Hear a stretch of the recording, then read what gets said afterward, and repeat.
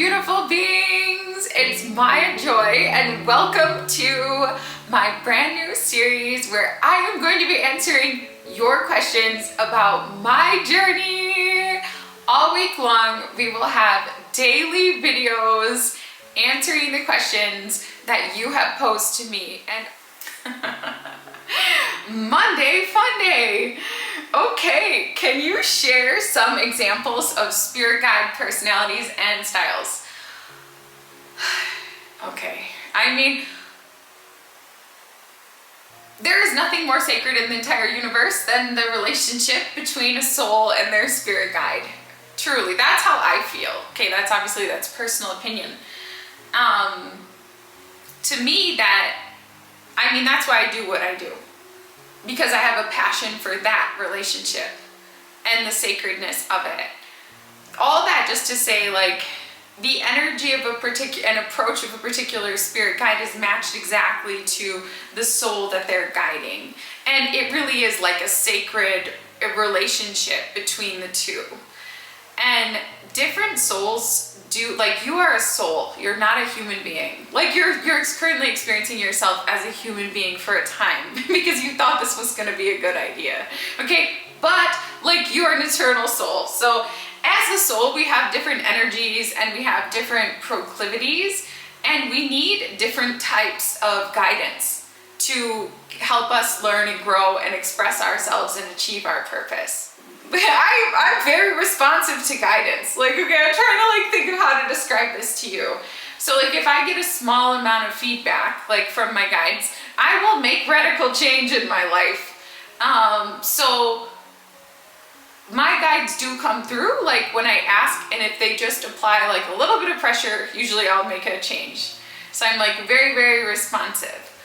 I can think of some other people that I know that are not, okay? So like, some people like are just like free will, like I do what I want, I don't care like what my soul contracts were. I'm on earth and it's great and I'm gonna do what I want. And like sometimes like they have guides that will like hit them over the head and like give them like a bajillion signs, like absolutely not, like that is not what you came here to do. Like, get back on track, you know, like, and like their guides will yell at them like through other people. Their guides will give them a bajillion signs. No, absolutely not, no. So it kind of depends on like the relationship between like the soul and the guides, like. But there's various personalities of spirit guides. Okay, what do they all have in common? Well, they're all woke AF, so they all have higher perspective. They're all patient. So like, because they have this expanded perspective and they're like, okay, like we'll wait, you know? Cause like down here, like, yeah, like a couple months, a couple years, it's like in the span of the universe, like in the span of many lives, like, okay, fine. But like, so they're patient, they're wise, they're loving. They all love us. They believe in us. Like sometimes like clients can be really down. I think specifically of a few clients that have like struggled with intense hardship, like addictions and things like that. And they're at their low point, and like actually the client themselves has given up on themselves. They actually do not believe in themselves whatsoever. And they don't believe that there's any purpose in their life anymore. Like they know that we have a purpose. So they have confidence in us and in our path and in our journey and in our ability to persist like throughout difficulty. So I see that, but in terms of how they communicate, I mean, there's huge variation.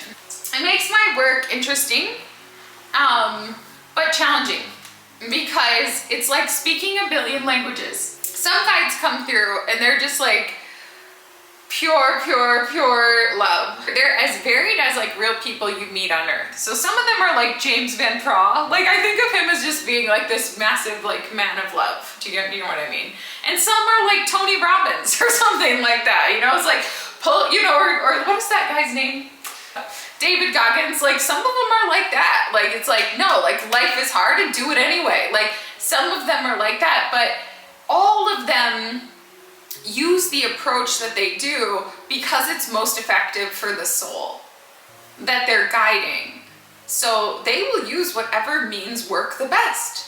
So like whatever you respond to, that's what they'll use, like, as an approach. But way before, like, this life and way before this moment, the guide has been with you. So there's different kinds of guides. When I say, like, that the relationship with the guide is the most important relationship, I'm specifically speaking of the primary guide. So there's a primary guide that follows us from life to life. And then there are guides that we call in for specific lifetimes and the themes of that life, or for specific periods of a single lifetime. But the primary guide is like, I don't know, they're just like not easily shaken. You know what I mean? Like, they've seen us as different types of beings, different types of genders from lifetime to lifetime. They know us, they're matched for us, and they're very creative.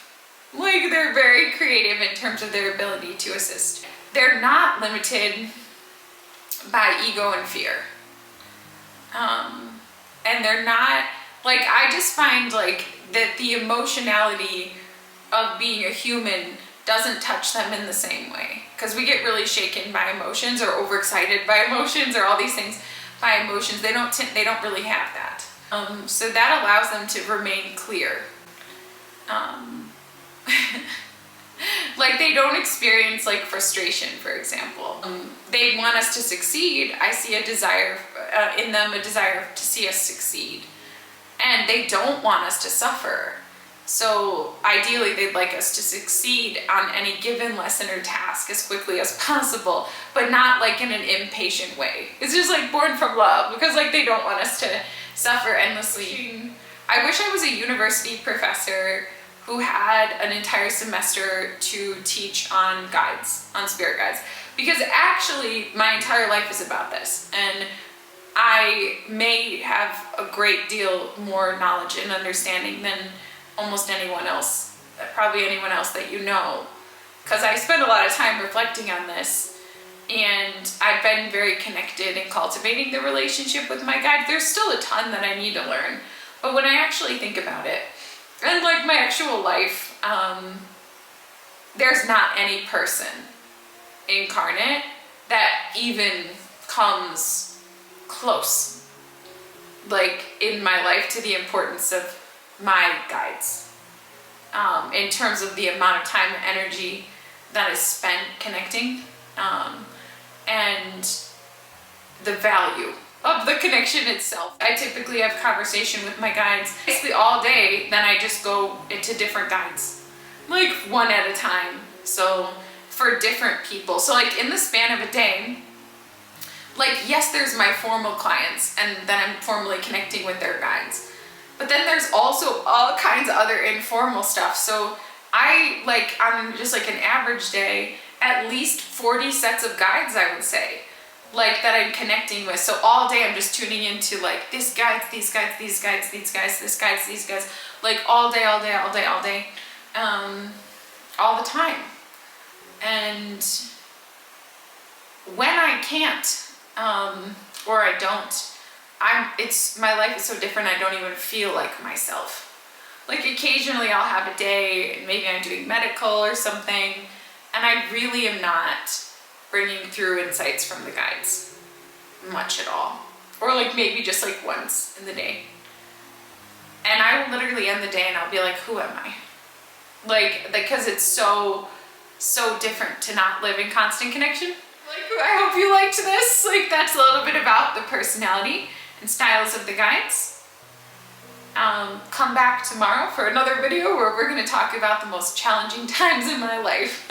So, thank you guys for watching, and have a great day.